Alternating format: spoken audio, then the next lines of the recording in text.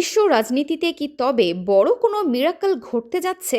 যে Donald Trump একসময় ইরানকে মানচিত্র থেকে মুছে দেওয়ার হুমকি দিয়েছিলেন, সেই ট্রাম্পের কণ্ঠেই এখন যুদ্ধের অবসানের ইঙ্গিত। হোয়াইট হাউসের মসনদে বসার আগেই ট্রাম্পের এই নরম সুর পুরো বিশ্বকে চমকে দিয়েছে। তিনি কি তবে বুঝতে পেরেছেন যে যুদ্ধ মানেই ধ্বংস, নাকি এর পেছনে লুকিয়ে আছে ট্রাম্পের কোনো নতুন মাস্টার ডিল? আজ আমরা বিশ্লেষণ করব ট্রাম্পের সেই শান্তির বার্তার নেপথ্য কারণ।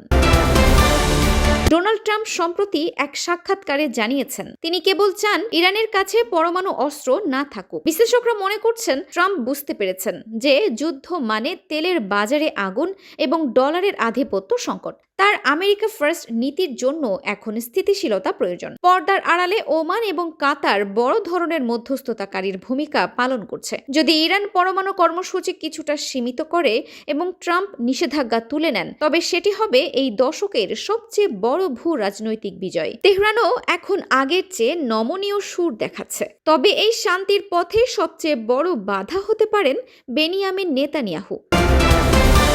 ইসরায়েল সব সময়ই ইরানকে ধ্বংস করার পক্ষপাতী, কিন্তু ট্রাম্প এমন একজন নেতা যিনি নিজের সিদ্ধান্তে অটল থাকেন। তিনি হয়তো নেতানিয়াহুকে বোঝাতে সক্ষম হবেন যে যুদ্ধের চেয়ে আর্থিক ও কূটনৈতিক নিয়ন্ত্রণ বেশি কার্যকর। ট্রাম্পের এই যুদ্ধ শেষের ইঙ্গিত যদি সফল হয়, তবে মধ্যপ্রাচ্যে ইসরায়েল আরব সম্পর্কের এক নতুন দিগন্ত খুলে যাবে।